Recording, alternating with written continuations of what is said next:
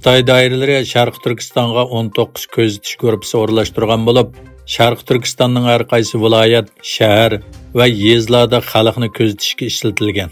Xitoy xalq to'rining xabar qilishicha, atalmish Uyg'ur Abnum rayonlik partikomining ko'zitish xizmati to'g'risidagi bir tutash o'rlashtirishiga asosan 4-navbatlik ko'zitish guruhining o'rlanish xizmati yaqinda tamomlangan bo'lib, 19 ko'zitish guruhi Urumchi, G'o'lja, Tarbag'atay, Altay, Bo'rtala, Qarmay qatorliq 6 viloyat, oblast, shahar va uningga qarashli 41 noya, shahar rayon, 3 taraqqiyot rayonida doimli ko'zatchilik qiladi ekan.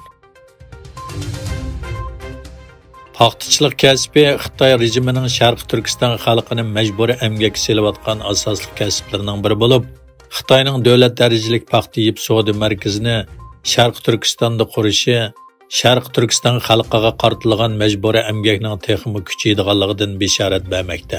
Tangirtog' to'rining xabar qilishicha, 18 dekabr Urumchidagi xalqaro yig'in ko'rgazma markazida atalmish Uyg'ur Abdunum rayonlik xalq hukumati ishlab chiqarish qurilish diviziyasi atalmish Junxo mamlakatlik ta'minot savdo hamkorlik bosh kooperativi birlikda ta'sis qilgan davlat darajalik paxta yeb savdo markazining yopiq etish murosimi o'tkazilgan. Yaqindan buyon Amerika bilan savdo va texnika sohasidagi raqobati kuchayayotgan, Xitoyning dushmanni uyquga soladigan va uning o'y fikrini kontrol qiladigan yangi qurolni tadqiq qilayotganligi oshkorlandi. Washington vaqt gazetining xabariga qaraganda, Xitoy xalq ozodlik armiyasi texnik qurollar xizmatini tizlatgan. An'anaviy qurollarni ishlatmasdan urushda g'alaba qila oladigan, qurollar ichida tafakkurni kontrol qiladigan uskunlar bor ekan. Bu biologiyalik qurollar dushmanni uyquga soladigan bo'lib, bu orqali tonish va diqqatini ojizlashtiradi ekan. Qirg'iziston prezidenti Sadir Japarov Qirg'iziston Jumhuriyatining davlat simvoli qonuniga tuzatish kirgizish to'g'risidagi qonunni imzolagan. Buning bilan Qirg'iziston Jumhuriyati bayrog'idagi quyosh nurining shakli do'lqindan tuz holatga o'zgardi.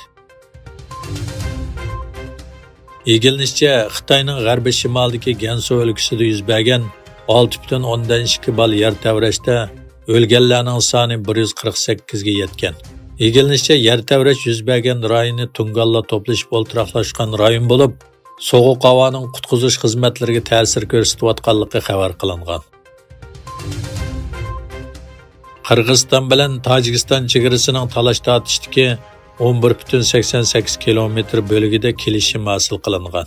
Qirg'iziston hukumat axborot organining bayonotida qaraganda, dekabrning 17-23 kunlari Tojikistonning So'g'di rayonining Bo'ston shahrida chegara belgilash komitetlari ko'rishgan. Qirg'iziston bilan Tojikistonning taxminan 790 kilometrlik chegarasining 503 kilometrlik qismi talash-tortishlik bo'lib, xizmat guruhlari ilgari taxminan 240 kilometr chegaradagi talash-tortishlik rayonida birlikka kelgan.